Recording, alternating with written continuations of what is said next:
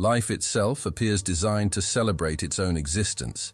From the smallest organisms to the most complex creatures, we observe a fundamental drive towards self-preservation, growth, and expansion. Plants stretch towards sunlight, animals pursue nourishment and reproduction, and humans naturally seek pleasure, connection, and flourishing. This life affirmation seems woven into the very fabric of existence, a basic pattern suggesting that life inherently values itself. Across diverse human cultures, we find celebrations of vitality, fertility, and natural beauty, along with the instinctive avoidance of pain and death. This affirmative relationship with existence appears so fundamental that its opposite, life turning against itself, seems not merely unusual but profoundly unnatural. Yet within Western civilization, a remarkable historical anomaly emerges. The religion that came to dominate this culture for nearly 2 millennia, Christianity, systematically inverts this natural life affirmation. Where life naturally celebrates itself, Christian doctrine consistently presents the body as corrupt, natural instincts as sinful, worldly pleasures as spiritually dangerous, and earthly existence itself as mere prelude to the afterlife that truly matters. This isn't merely emphasizing spiritual values alongside natural ones, but a fundamental revaluation where the very aspects of existence that express life's natural self-affirmation, bodily pleasure, natural instinct, worldly attachment, become rebranded as obstacles to salvation. Even more puzzling is how this life-denying perspective emerged from a historical figure, Jesus of Nazareth, who appears to have embraced life with extraordinary fullness. The Gospels portray someone who attended weddings and banquets, touched the untouchable, embraced children, and lived with such vitality that he was accused of being a glutton and drunkard. This curious transformation, where a teacher who embraced life with remarkable fullness became the symbolic center of a religion that often teaches suspicion toward life, suggests a profound inversion at Christianity's very foundations. How did a life-affirming teacher become the justification for a life-denying religion? Most revealing is the psychological state this inversion creates in believers. The devout Christian simultaneously celebrates God as life's creator, while viewing much of natural life, bodily desires, worldly pleasures, natural instincts, with suspicion or outright condemnation. This contradictory consciousness, praising the creation while devaluing much of what characterizes it, suggests something beyond simple spiritual teaching. It points toward a sophisticated psychological mechanism where life turns against itself in the name of something supposedly greater than life. A 19th-century philosopher, writing amid declining health yet extraordinary intellectual vitality, developed a revolutionary analysis that might explain this anomaly. His insight wasn't merely that Christianity sometimes emphasized spiritual concerns over physical ones, but that it represented a systematic revolt against life itself, a fundamental inversion where existence turns against its own natural self-affirmation in the name of values created precisely to deny this affirmation. This analysis wasn't driven by mere hostility toward religion, but emerged from profound psychological insight into how morality can function as expression of life denial disguised as spiritual elevation. What if Christianity isn't simply one perspective among many, but a sophisticated psychological system specifically designed to invert life's natural self-affirmation? What if its moral framework represents not divine wisdom, but a profound form of nihilism, the devaluation of existence itself in favor of imagined realm beyond existence? And what if spiritual health requires not greater adherence to this life-denying system, but liberation from its fundamental inversion of life's natural self-valuation? The implications would transform not just how we understand religious history, but how we conceive of human flourishing itself. I invite you to consider a perspective so radical that it questions not just particular Christian teachings, but the very relationship between religion and life that has shaped Western civilization for 2,000 years. Let's examine a peculiar pattern that appears throughout Christian teaching, one that reveals a systematic devaluation of natural life in favor of spiritual abstractions. This pattern isn't about occasional emphasis on spiritual values, but shows a comprehensive inversion where the very qualities that express life's natural vitality are consistently presented as spiritually problematic. This pattern appears too consistently to be coincidental. and suggests something fundamental about Christianity's relationship with life itself. Consider how Christianity approaches the human body. Across denominations and historical periods, Christian teaching has consistently presented the body as spiritually problematic, the locus of temptation, the source of sinful impulses, the obstacle to spiritual purity. From Paul's writings about the war between flesh and spirit to Augustine's struggles with sexuality, from medieval ascetic practices to modern purity movements, Christianity has maintained remarkable consistency in viewing bodily existence with suspicion. This isn't merely prioritizing spiritual concerns, but actively portraying embodiment itself, the very condition of being alive, as spiritual liability rather than divine gift. The pattern suggests not balance between physical and spiritual, but systematic devaluation of the physical dimension of existence. This pattern extends to how Christianity approaches natural instincts, the desires that promote life's continuation and flourishing. Sexuality, self-preservation, pleasure-seeking, competitive drive are consistently portrayed not as divine design, but as fallen corruption requiring constraint and purification. Natural sexual desire becomes sinful lust. Self-preservation becomes selfish attachment. Pleasure-seeking becomes worldly indulgence. Competitive drive becomes prideful ambition. This systematic reframing of life's natural drives as spiritual problems suggests not divine wisdom about proper balance, but comprehensive suspicion toward life's inherent self-affirmation. Perhaps most revealing is how Christianity approaches earthly existence itself. Rather than presenting this life as inherently valuable, Christian teaching consistently portrays it as mere preparation for the afterlife, a testing ground, a vale of tears, a temporary journey toward the existence that truly matters.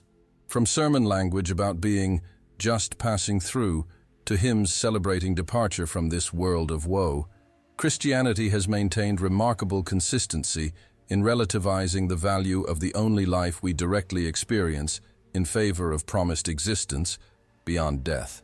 This consistent devaluation of present existence in favor of future existence suggests not healthy perspective on mortality, but systematic redirection of value away from life itself.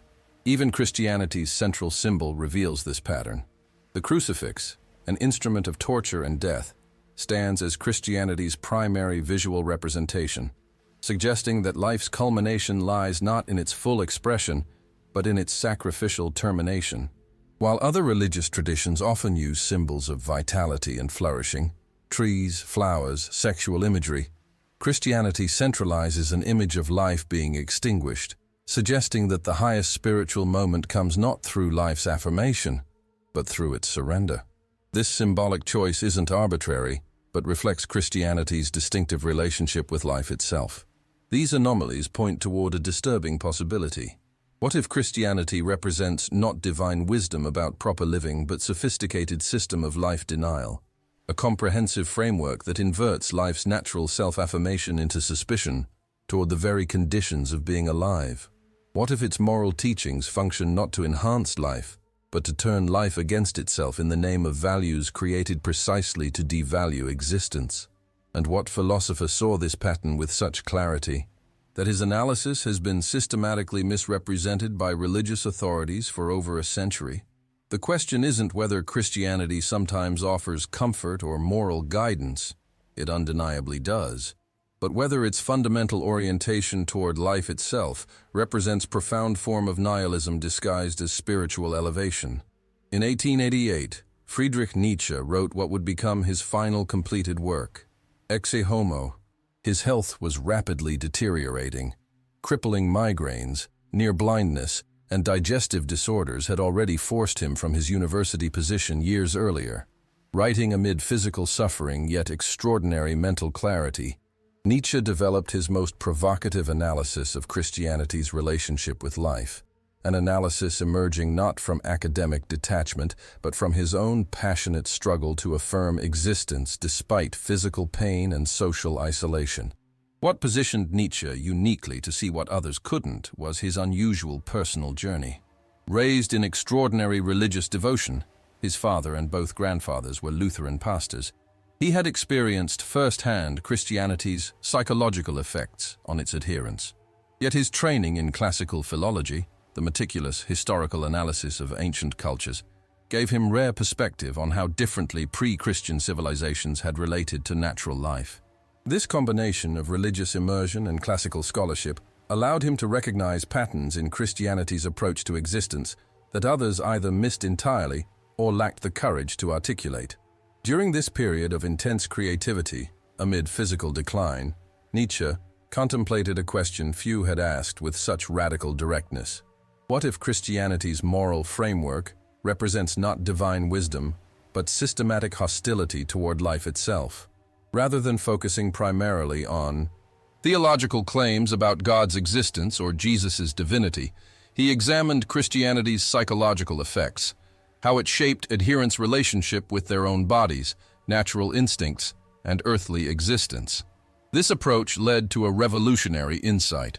Christianity might function primarily as a sophisticated form of life denial, a comprehensive system that turns existence against itself in the name of values created precisely to devalue life.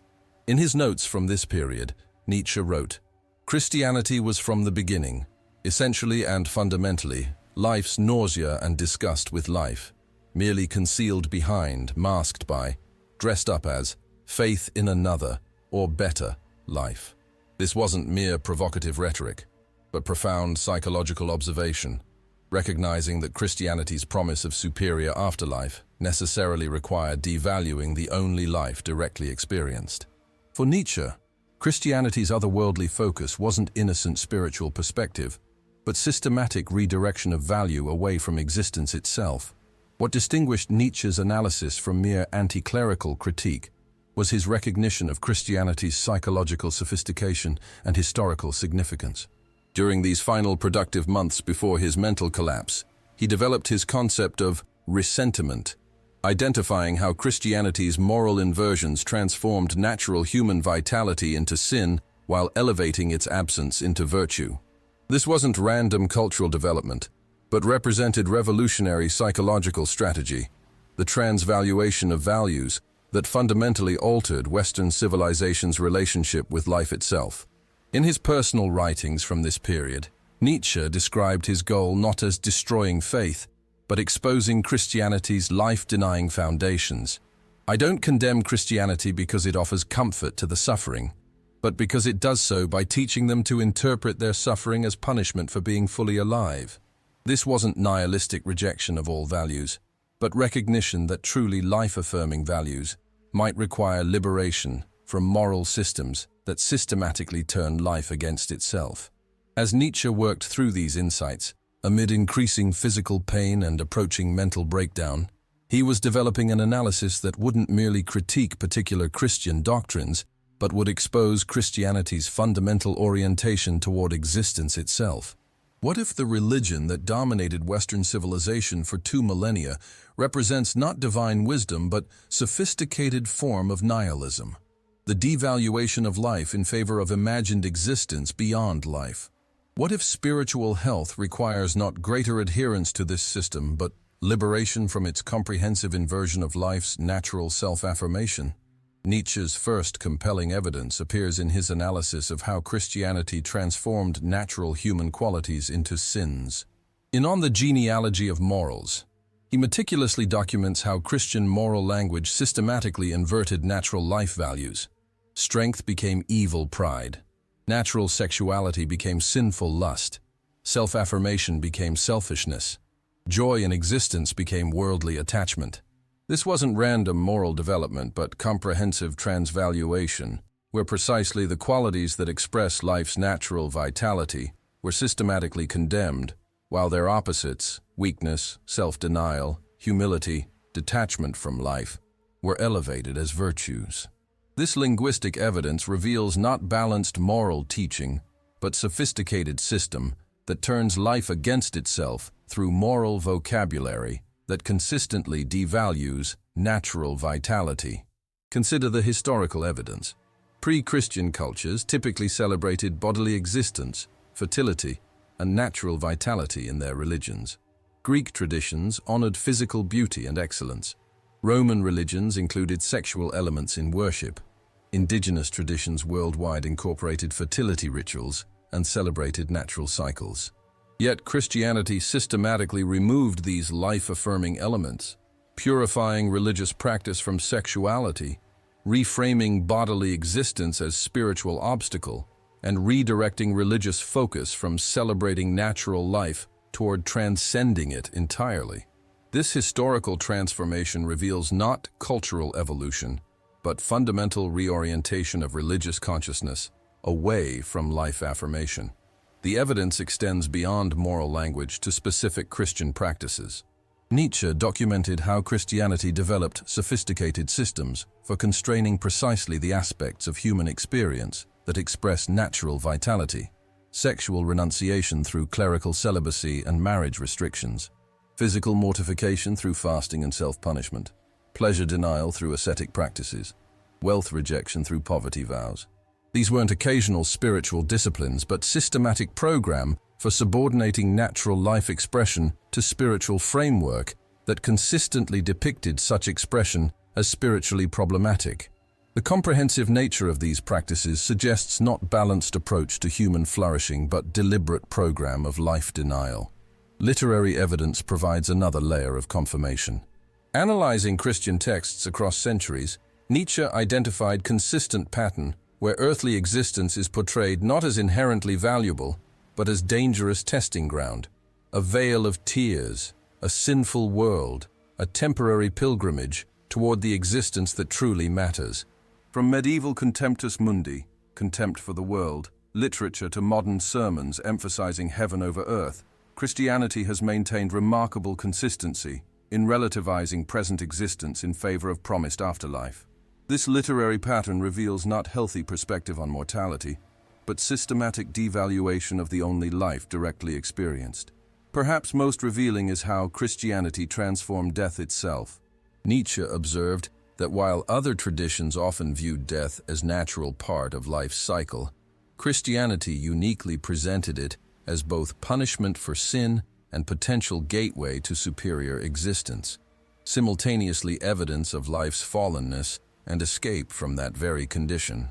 This paradoxical framing effectively devalued life from both directions, presenting existence as both corrupted through sin and ultimately meaningful only through its termination in death, leading to afterlife.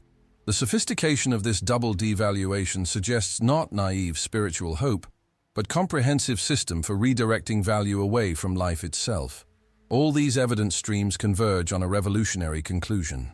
Christianity functions primarily as a sophisticated system of life denial, a comprehensive framework that inverts life's natural self-affirmation into systematic suspicion toward the very conditions of being alive. This doesn't necessarily mean Christianity was consciously designed as a nihilistic system, though Nietzsche sometimes suggested this, but that its emergence and persistence reflect deep psychological pattern where life turns against itself through moral frameworks that devalue existence in the name of something supposedly beyond existence. If Nietzsche is correct, then the moral system that shaped Western civilization for 2,000 years represents not divine wisdom about proper living, but history's most sophisticated form of nihilism, the comprehensive devaluation of life disguised as spiritual elevation. To understand how Christianity functions as system of life denial, we must examine what Nietzsche called the psychology of the Redeemer. This psychological mechanism begins not with affirmation of existence, but with fundamental dissatisfaction. The sense that life as actually experienced is inherently problematic and requires redemption from outside itself. When this redemptive framework becomes comprehensive worldview, it necessarily devalues present existence by presenting it as fundamentally flawed and meaningful, primarily as pathway to something beyond itself. This isn't innocent spiritual perspective, but sophisticated psychological system that turns life against itself by locating ultimate value outside life entirely. This redemptive psychology operates through several mechanisms that Nietzsche identified with remarkable precision. First comes what he called the invention of sin, the transformation of natural human qualities into moral failings requiring forgiveness rather than expressions of life to be celebrated. Next operates the internalization of hostility, where natural human aggression turns inward against one's own instincts rather than outward in life-affirming action. Then follows the creation of bad conscience, the psychological condition where one feels guilty for merely being the kind of being one naturally is. The final mechanism involves the promise of otherworldly compensation, where the devaluation of present existence is justified through promised existence beyond death. Nietzsche documented these psychological mechanisms in Christian teachings with extraordinary detail. From original sin presenting human existence itself as fundamentally corrupted, to concepts of spiritual warfare portraying natural instincts as enemies requiring conquest, to confessional practices cultivating perpetual self-surveillance and self-condemnation, to heavenly rewards justifying earthly sacrifices, Christianity consistently implements psychological framework where life turns against itself in the name of redemption. This sophisticated system doesn't merely add spiritual perspective to natural existence, but systematically inverts life's natural self-affirmation into comprehensive suspicion toward being alive. The evidence becomes even more compelling when examining Christianity's approach to suffering. Nietzsche observed that while all traditions address human pain, Christianity uniquely glorifies suffering itself as spiritually beneficial, presenting illness, deprivation, and affliction not as conditions to overcome, but as opportunities for spiritual advancement. From celebrating martyrs' torments to venerating saints who deliberately increased their suffering through ascetic practices, Christianity has maintained a consistent pattern of finding spiritual value in life's diminishment, rather than its enhancement. This distinctive approach to suffering reveals not balanced spiritual teaching, but systematic framework, where life's reduction becomes elevated as spiritual achievement. Modern psychological research has substantially confirmed Nietzsche's insights. Studies consistently show that religions emphasizing sin, divine judgment, and afterlife rewards, punishments, correlate with specific psychological patterns. Higher rates of guilt and shame, increased death anxiety paradoxically alongside death obsession, and distinctive cognitive patterns around bodily processes. These correlations support Nietzsche's understanding that Christianity operates through psychological mechanisms that create specific relationship with existence, one characterized by systematic suspicion toward the natural conditions of being alive. What's particularly significant about this evidence is how it explains both Christianity's historical persistence and its psychological effects. If Christianity functions primarily as a sophisticated system for managing the anxiety that conscious mortality creates by devaluing the very life that ends, we would expect precisely the pattern we observe: powerful psychological attachment to framework that promises to resolve death's terror by locating ultimate value beyond death itself. This psychological function explains why Christianity's life-denying elements have persisted, despite their tension with natural human drives. They serve crucial psychological purpose by making mortality bearable precisely through devaluing what mortality ends. Nietzsche's analysis reveals that what makes Christianity distinctive isn't its moral guidance or community functions, but its fundamental orientation toward existence itself, its comprehensive inversion of life's natural self-affirmation into systematic suspicion toward the very conditions of being alive. By recognizing this distinctive orientation, we gain new perspective on why Christianity's specific moral teachings so consistently devalue precisely the qualities that express life's natural vitality. They emerge from psychological system specifically designed to redirect value away from natural existence toward imagined realm beyond existence. As we assemble the evidence, a consistent pattern emerges that Nietzsche articulated in The Antichrist, but that has been systematically misinterpreted by religious authorities. What he called the denaturalization of natural values isn't limited to particular Christian teachings, but represents comprehensive framework where life's natural self-affirmation is systematically inverted into suspicion toward the very conditions of being alive. This pattern appears across theological variations, historical periods, and denominational differences, suggesting something fundamental about Christianity's relationship with life itself. The pattern begins with Christianity's approach to natural human drives. Across traditions, Nietzsche observed consistent trajectory. Natural instincts that promote life's continuation and flourishing are systematically portrayed not as divine design, but has fallen corruption requiring spiritual purification. This wasn't coincidental, but reflects fundamental orientation where life's natural self-affirmation becomes inherently suspect. By transforming natural vitality into spiritual problem, Christianity effectively turns life against itself, creating framework where being fully alive becomes obstacle to spiritual advancement. Whether through Catholic teachings on concupiscence, Protestant emphasis on fallen nature, or evangelical focus on sinful flesh, Christianity consistently presents life's natural drives as spiritually problematic, rather than expressions of divine creativity. At the psychological level, the pattern continues with what Nietzsche called the internalization of cruelty. Christianity doesn't eliminate natural human aggression, but redirects it inward, transforming external conflict into internal self-surveillance, self-judgment, and self-punishment. This psychological internalization serves specific functions: maintaining moral control without external enforcement, creating perpetual sense of moral inadequacy, requiring institutional remediation, and establishing Christianity as solution to problem it itself creates: the bad conscience that emerges when natural drives are systematically condemned. The pattern appears with such consistency that it suggests design rather than coincidence. Sophisticated psychological system where life turns against itself through moral framework that devalues natural vitality. The historical pattern reveals itself in how Christianity transformed death's meaning.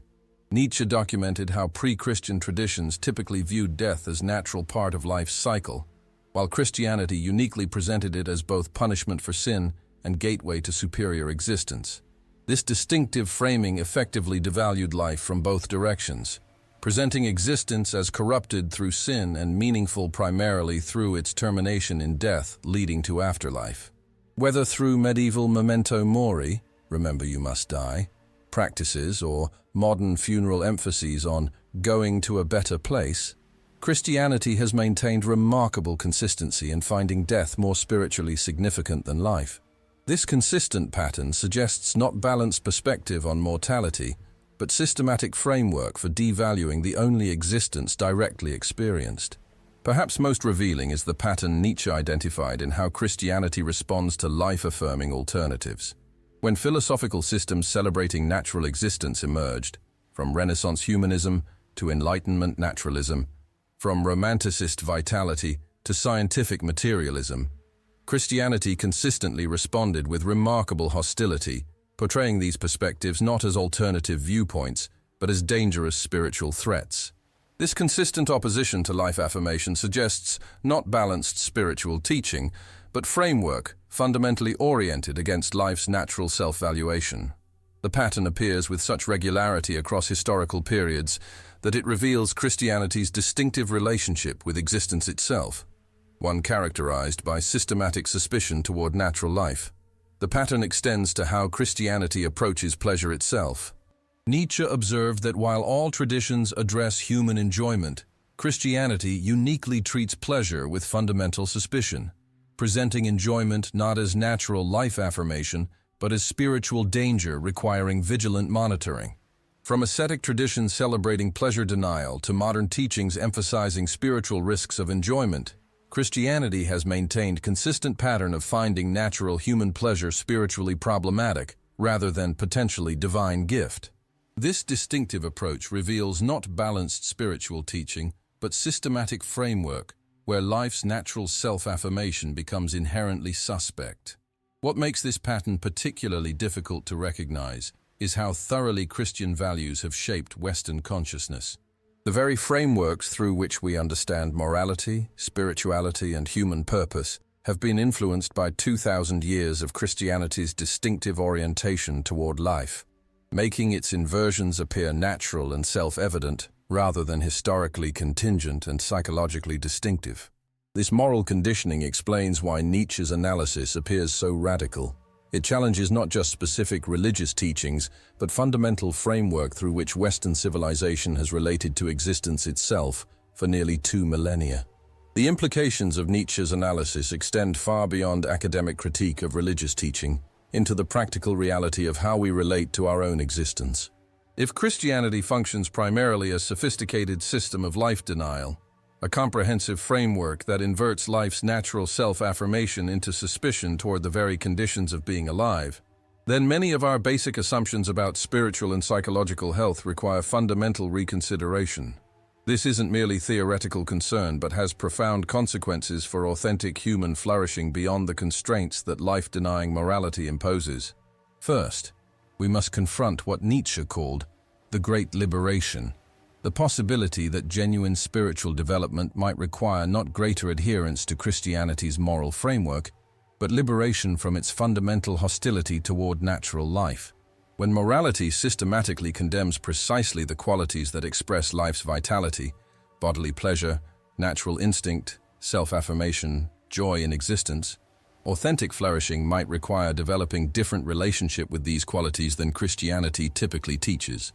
This doesn't mean abandoning all ethics, but distinguishing between life-affirming values that enhance existence and life-denying frameworks that turn existence against itself.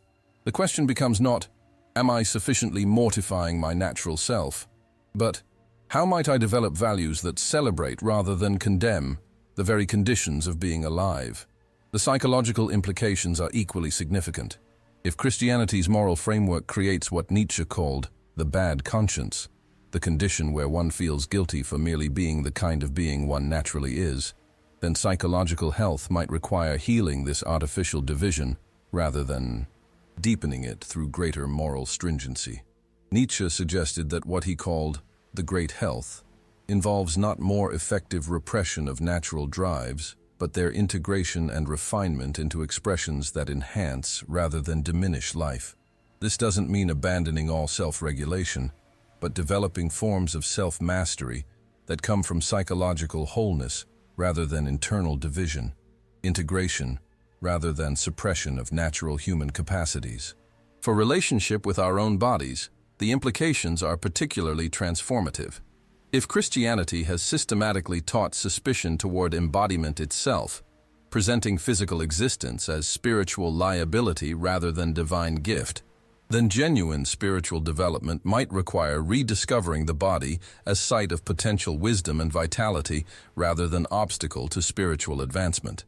This doesn't mean mindless indulgence in every bodily impulse, but developing more affirmative relationship with our physical nature than Christianity typically fosters, recognizing that embodiment itself might be not spiritual problem, but essential aspect of whatever spiritual development is actually possible for embodied beings.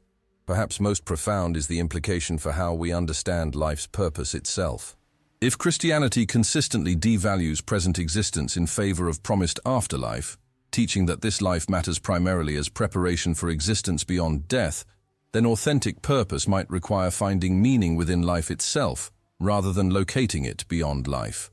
Nietzsche suggested that what he called amor fati, love of fate, involves affirming the only existence directly experienced, embracing life with all its pleasures and pains, rather than conditionally accepting it as mere pathway to something else.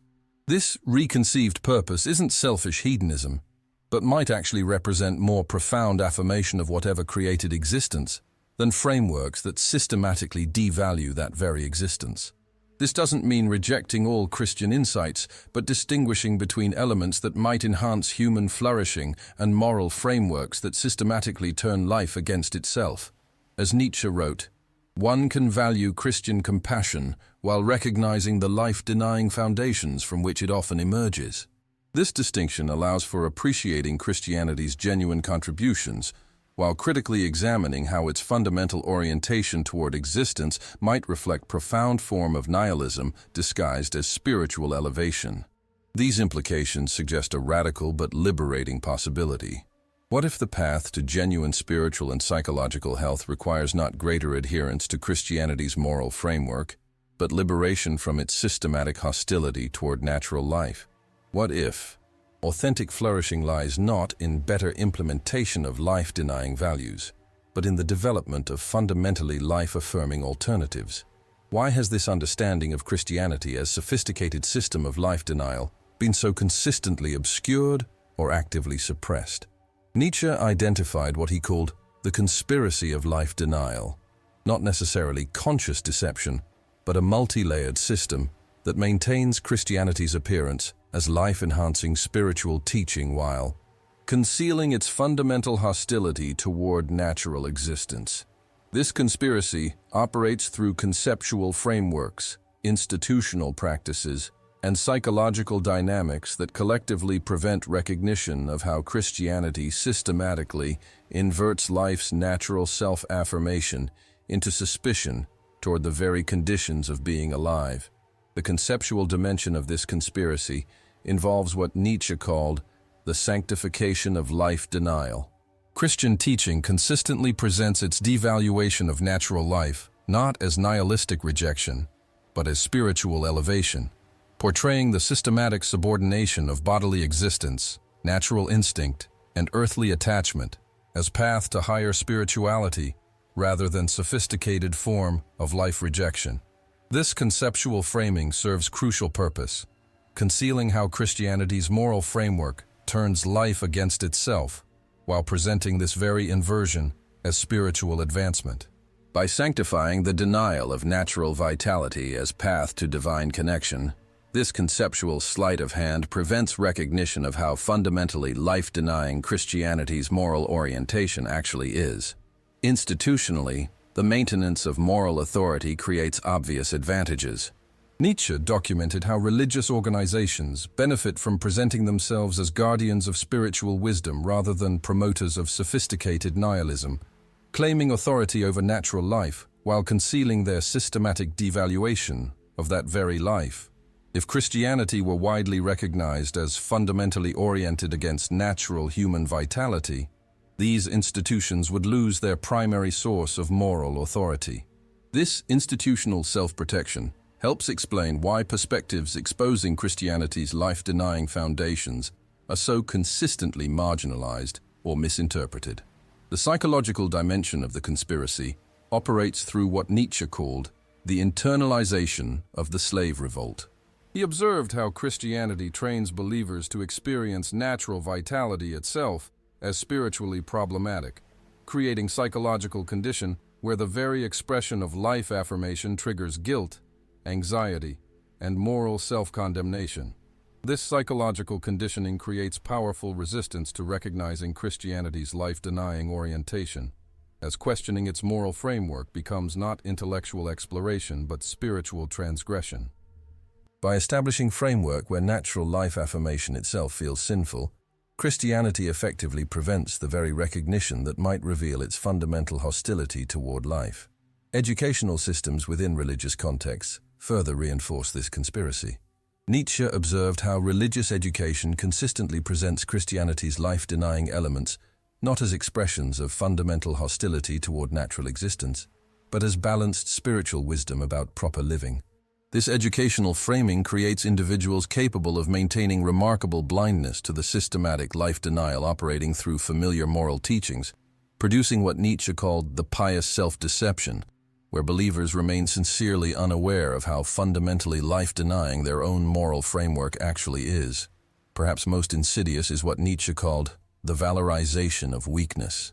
By transforming the psychological effects of life denial, meekness, humility, self-effacement, resignation, into spiritual virtues, Christianity creates condition where the very symptoms of vitality suppression become evidence of spiritual advancement. This inversion serves specific function, concealing the harmful psychological effects of life denial by presenting them as spiritual achievements rather than signs of diminished vitality. When the natural results of life suppression become celebrated as moral virtues, Christianity effectively prevents recognition of how fundamentally it turns life against itself. The result is a comprehensive system that maintains Christianity's appearance as life-enhancing spiritual teaching while concealing its fundamental orientation against natural vitality. This conspiracy persists not primarily through conscious deception, but through interlocking conceptual, institutional, psychological, and educational mechanisms that collectively prevent recognition of how systematically Christianity inverts life's natural self-affirmation into suspicion toward the very conditions of being alive. The most disturbing aspect of Nietzsche's analysis isn't just its implication that Christianity functions primarily as a system of life denial, but the systematic ways this understanding has been actively misrepresented whenever it appears. His analysis of this misrepresentation revealed not just disagreement with his position, but specific immune response that operates whenever Christianity's life-denying foundations are exposed. This pattern appears with remarkable consistency across different theological traditions and historical periods, suggesting not random resistance, but predictable reaction to perspective that threatens Christianity's fundamental self-understanding. The primary mechanism for this misrepresentation has been what Nietzsche called the moral attack. When philosophers, psychologists, or cultural critics suggest that Christianity might function primarily as a sophisticated form of life denial, their perspectives are routinely characterized not as intellectual positions, but as moral failings, expressions of hedonism, selfishness, or spiritual blindness, rather than potentially valid analyses of Christianity's relationship with natural life. Nietzsche documented how consistently his own work suffered this fate, critics portraying his analysis of Christianity's life-denying foundations not as serious intellectual position, but as rationalization for moral corruption. This ad hominem approach effectively prevents engagement with the substance of the analysis by focusing attention on the supposed moral deficiency of the analyst, rather than the content of their analysis. This moral attack serves specific function. It maintains Christianity's immunity from psychological examination by making such examination itself appear morally suspect, by positioning analysis of Christianity's life-denying orientation as expression of moral failing rather than intellectual insight. This interpretive move creates conditions where Christianity's relationship with natural life cannot be examined without appearing to commit moral transgression. This defensive categorization makes Christianity uniquely resistant to psychological analysis, a perfect self-protecting system where the act of questioning its orientation toward life becomes evidence of the questioner's moral inadequacy rather than potential insight into Christianity's distinctive psychology. Theological authorities reinforce this misrepresentation through selective interpretation of texts, examining Christianity's relationship with natural life. Nietzsche analyzed how passages suggesting Christianity might systematically devalue natural existence were consistently reinterpreted as attacks on spiritual values themselves, rather than analyses of how these values often emerge from life denial. When he distinguished between life-affirming and life-denying manifestations of spiritual impulse, theologians portrayed this as rejection of all spirituality, rather than critique of specifically life-denying spirituality. When he identified how Christianity often turns life against itself through moral frameworks that systematically devalue natural vitality, religious readers interpreted this as advocacy for mindless hedonism rather than call for spirituality that affirms rather than denies life. This selective interpretation creates impression that analysis of Christianity's life-denying foundations necessarily stems from moral corruption rather than potentially valid psychological insight. Institutional mechanisms further enforce this misrepresentation. Nietzsche observed how religious organizations consistently position perspectives questioning Christianity's relationship with natural life as threats requiring condemnation rather than analyses deserving consideration. Suggesting that Christianity might function primarily as a system of life denial typically triggers institutional immune responses, theological refutation, character questioning, or exclusion from legitimate discourse. These institutional reactions effectively discourage open examination of Christianity's orientation toward life by making such examination professionally and socially dangerous within religious contexts. Cultural reinforcement extends this misrepresentation beyond formal religious settings. Nietzsche documented how artistic depictions, popular representations, and cultural narratives consistently portray life affirmation itself as spiritually suspect, creating background cultural assumption that questioning Christianity's life-denying elements necessarily expresses moral failing rather than intellectual insight. Films, novels, and popular discourse typically depict natural vitality with moral suspicion, a pattern that creates pervasive sense that life affirmation itself requires spiritual justification, while life denial is presumptively virtuous. This cultural conditioning makes recognizing Christianity's life-denying foundations extraordinarily difficult, as the very perspective required for such recognition has been systematically portrayed as spiritually suspect for nearly 2 millennia. Perhaps most troubling was what Nietzsche called the silencing of vitality.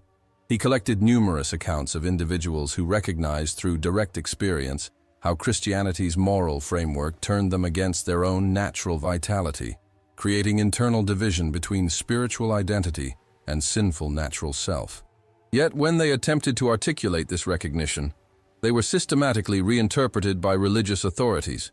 Their insights about Christianity's life-denying effects attributed to spiritual immaturity, moral weakness, or demonic influence, rather than potentially valid perception.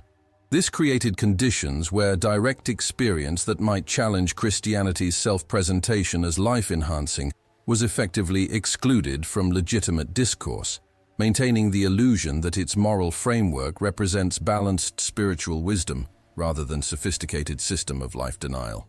This multi-layered misrepresentation has resulted in what Nietzsche termed the Great Blindness, a collective inability to recognize how fundamentally Christianity orients itself against natural human vitality. This blindness persists not because Nietzsche's analysis is particularly obscure or invalid, but because recognizing Christianity's life-denying foundations would require fundamental reconsideration of moral frameworks that have shaped Western civilization for 2,000 years, i.e., reconsideration with implications too threatening for many religious institutions and individuals to seriously entertain. The final question isn't whether Christianity offers comfort or moral guidance, it undeniably does, but whether its fundamental orientation toward life represents a profound form of nihilism disguised as spiritual elevation. Nietzsche's revolutionary insight wasn't that Christianity lacks spiritual elements, but that it consistently directs these elements against natural vitality, turning life against itself through moral framework that systematically devalues the very conditions of being alive. This requires a fundamental shift in how we understand spiritual health itself. Rather than measuring it by how effectively we've subordinated natural life to abstract spiritual ideals, we might evaluate it by how fully we've integrated spiritual depth with natural vitality, developing values that enhance rather than diminish life's inherent self-affirmation. This reconceived spirituality isn't hedonistic abandonment of all higher values, but recognition that truly life-affirming spirituality might look radically different from the life-denying frameworks Christianity typically provides. The question shifts from, how completely have I subordinated my natural self to spiritual demands, to, how might I develop spiritual perspective that celebrates rather than condemns the very conditions of being alive? The practical implications are transformative. Instead of approaching your body as spiritual liability requiring constant surveillance and control, you might rediscover embodiment itself as site of potential wisdom and vitality, developing relationship with your physical nature based on integration and refinement, rather than suspicion and constraint. This doesn't mean mindless indulgence in every bodily impulse, but fundamentally different orientation toward embodiment than Christianity typically fosters, one that sees the body not as fallen corruption, but as essential aspect of whatever spiritual development is actually possible for embodied beings. For those who have experienced the internally divisive effects of Christian moral frameworks, this perspective offers revolutionary liberation. Rather than interpreting your natural vitality as spiritually problematic, you might recognize the life-denying foundations of moral systems that systematically turn you against your own nature. This recognition doesn't mean abandoning all ethics, but distinguishing between life-affirming values that enhance existence and life-denying frameworks that pit you against your own vitality. The path forward involves not better implementation of life-denying morality, but development of fundamentally different relationship with your own aliveness. This understanding illuminates why certain aspects of human experience have generated such intense religious condemnation, despite their natural role in human flourishing. From sexuality to self-affirmation, from bodily pleasure to natural instinct, Christianity has maintained remarkable consistency in finding spiritual suspicion precisely where life most directly affirms itself. This pattern makes sense only when we recognize Christianity's fundamental orientation against natural vitality, its systematic inversion of life's self-affirmation into suspicion toward the very conditions of being alive. The transformation extends to how we understand life's purpose itself. If Christianity consistently devalues present existence in favor of promised afterlife, teaching that this life matters primarily as preparation for existence beyond death, then authentic purpose might require finding meaning within life itself, rather than locating it beyond life. This doesn't mean shallow materialism, but potentially more profound affirmation of existence than frameworks that systematically devalue the only life directly experienced. The question becomes not how to endure this life while awaiting another, but how to embrace this life as inherently meaningful rather than significant, primarily as pathway to something else. For religious institutions, this perspective presents both challenge and opportunity. The challenge involves acknowledging how consistently Christian moral frameworks have oriented themselves against natural human vitality and developing approaches to spirituality that integrate rather than oppose life's inherent self-affirmation. This doesn't mean abandoning all spiritual depth, but distinguishing between life-affirming manifestations of spiritual impulse and life-denying frameworks that turn existence against itself. The opportunity lies in the possibility of more authentic relationship with both spirituality and natural life, one that enhances rather than diminishes human flourishing. The invitation is clear. Rather than continuing to measure your spiritual development by how effectively you've subordinated natural life to abstract spiritual ideals, you might develop what Nietzsche called the great health, the condition where spiritual depth enhances rather than opposes natural vitality. This isn't rejecting all spiritual values, but liberating spirituality itself from the life-denying foundations that have consistently turned it against the very life it supposedly serves. Will you continue subordinating your natural vitality to moral framework that systematically devalues the very conditions of being alive? Or will you have the courage to develop fundamentally different relationship with your own existence, one that integrates spiritual depth with natural vitality rather than opposing them? The Church doesn't save for eternal life. It kills the only life that exists. The path to authentic spirituality might require not better implementation of life-denying frameworks, but liberation from Christianity's fundamental orientation against the very life it claims its God created.